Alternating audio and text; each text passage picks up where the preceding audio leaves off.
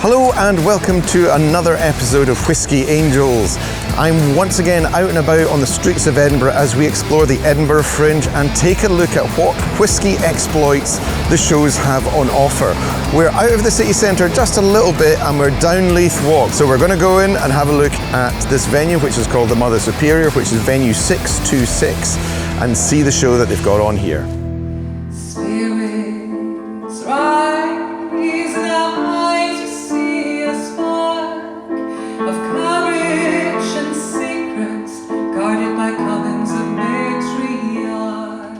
So we've come down, it's the Mother Superiors. Yeah, so we've come down into the basement, which is beautifully laid out, and I'm joined by Christine and Jane, who basically run Whisky and Witches, this wonderful fringe show which people can come and take part in. Exactly. Yeah. That's it. We don't need to do anything else. That's all. We've said everything we need to say. So tell me about Whisky and Witches then. How did it all come about? What was the idea behind it? Well, should I go first? Yeah, you go first. Yeah. So it all started with me and Chris met in 2020, just about 3 days before the pandemic. Mm. And I was drinking I was working in a bar called the Black Cat. Working/drinking. Yeah, if licensing looks, I was only working. And Chris was the customer and we just became pals, and then obviously the world ended, so Chris went back to Denmark, I stayed in Edinburgh. I ended up then opening my own bar, Mother Superior, during lockdown. And then obviously I had no way of contacting Chris. Amazing time to open a bar during It was perfect, wasn't it? Yeah. It's one of my better choices in life. Well, you're going in at the worst, so it can only get better. Exactly. It's a very low bar to get better. Yeah, there was lots of room to go up. And then so I had no way of contacting Chris. I never think I'd ever see her again, to be honest. And then I looked out the bar window and she was just standing there one day. Literally, it was literally one of those cases. I think she was just looking around of our surroundings, and then she turned around and we both kind of caught each other's eye, and we were both like. I had a meeting with a musician down in Leith, and I literally, it was a case of, like Jane says, just going, I know that face. I've gotten drunk with that face before. I can't remember her name, but I'm going to go out and say hi. I would like to say that was after work, the drunk part. After work, the drunk part was after, And then basically we were drinking that night in the bar upstairs, drinking whiskey, and we were laughing away, and a man walked behind us and said, "You're like a bunch of cackling witches." And we went, "Whisky and Witches!" And then we were like, oh my God, this is an idea. Then it just went dramatic from there. Yeah, both musical theatre kids, both whiskey lovers, both just wanting to do something a little bit different, I suppose. And then so it was born from a drunk idea, basically. So anyone who sees our show is funding our drunk idea. There you go. Oh, it's been almost 40 shows now, so I think we're doing quite well. So this isn't the first year you've done it before, is that right? No. This is the third year. It's the third year. We started it in 2022 and just missed the Fringe there, but we've done it for the past, this is our third year. And so we have done around 40 shows now. Yeah. On the other side of Fringe, we'll have done like 45 or something like that. And we've had it here obviously we've had it in Northern Ireland, had it in Norway, in Denmark, and going to Ireland. We're going to Ireland as well. Yeah. Going to bring it to my hometown, which is very exciting. Sorry, where are you going to do it in Ireland? Dublin. In Pierce Lyons Distillery. Right, which is very exciting. Yeah, so it's just been, it's been busy. It started off kind of for both of us as we didn't know if it would grow or how people would take it in, but we started off as kind of like a little passion project, and it's become a bit more than that, I'd say. So it's like half of the work that I do essentially is, and half the work you do. So it started from a place that,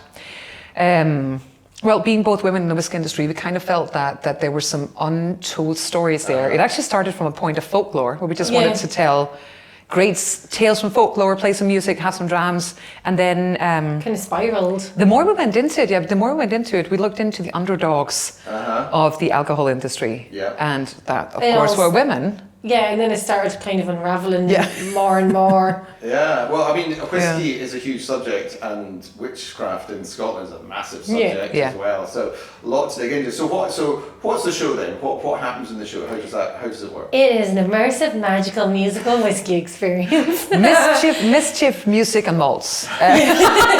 We don't talk like this all the time. We kind of do, but yeah. Yeah, I would say it's like for me, I feel like sometimes it's like a protest whiskey show. It's a show we have knowledge, but it's kind of done in such an accessible way with music and, you know, storytelling about obviously the history of witches, but we always put something else in there, like something about goddesses or some kind of folklore mythology or and I feel like because it reaches audiences that are not necessarily just whiskey focused, like people come to like last year I think 50% of our audience said afterwards, we don't even like whiskey, but we drank it and we really like it now. And a lot of people actually ended up buying bottles, and a lot of the people who ended up buying the bottles after the show were women. Because they made the link between the show, the whiskey, so the experience, and that's very much what we're about as well. It changes the direction of whiskey a bit, doesn't it? It's very much seen as a kind of a male drink. In a historical context. But the reality is... But that historical context is wrong. Because historically, that's the thing. Historically, this is not a male drink. Historically, it's women. Drink, It's women who actually crafted it in their own homes. I think the show is kind of like paying homage to the women in whiskey, but while doing it in kind of like dark comedy music. It never started off as dark comedy, but we just have dark minds. Like a dark comedy musical. I always say musical, but it's not really. If someone loved musicals, it's not necessarily a musical. It has musical aspects. I think we got a review from one of our first shows where the person, he said that it's a very dark tale and very immersive, but we keep it light-hearted by adding the music, by having the banter, by saying some weird stuff. And so that's what we want to do. We don't only, because we're both women in the whiskey industry, we want to educate about the battles that we're still facing and where it comes from historically. And actually that we've come a long way, but not in a long time. And it really hits you hard by the end of the show, where we line up just how... The facts of it, but also just how short a time ago historically it actually was that we were facing these battles. So, and that's one of the joys of the show, is then seeing people kind of wake up to, hang on, you're absolutely right. It might have been that the witch hunts were in the 16th and 17th century, but the ripple effect of it is still incredibly real. It's amazing how few people really understand the whole thing with witchcraft. And it's like Macbeth, that all came out if it was King James the Sixth. He's not a great man. He's a bad one. He's a bad one. We talk about him actually in the show. But then Macbeth, which was Shakespeare obviously, but he shaped King James's thinking by the story of Macbeth. And so it just played into the entire... the craze of his being obsessed with witches. Being obsessed with witches, and of course that has just like come down the ages ever since. So. Is that why he became an inspiring author and wrote demonology? You know, it's all field into that, from Macbeth. The cursed play. The cursed play, absolutely. So you do some of the stories, the folklore and the history, and of course women in whiskey. So is that about, I'm guessing that's about people that were having to hide the stills and pretend they're babies and all kinds of stuff like that? Well, without giving too much away for the show, because that's a big part of it. So partly, but mostly the origin of also looking at what is whiskey before it's whiskey as we know it today. And I don't think we should say any more than that. Fair enough. So, if you think about how you would link the wise woman with spirited waters. I would say it's the villainization of women throughout history that's led to the point of them becoming witches. Yes. Or like the different... the villainization of the or kind wise of women. the different women in history that have shaped the alcohol industry, maybe. Yes. Maybe that's a better way of phrasing it. It's hard to phrase. It's hard to phrase without giving it away in the show. Exactly. It sounds like it's it's got a lot of different levels going on as well. It does. And then music as well plays a part in it as well. So it's just kind of original music. Yeah. Tell me about the music side of it. Well, I suppose that's you, Chris, because I can't sing.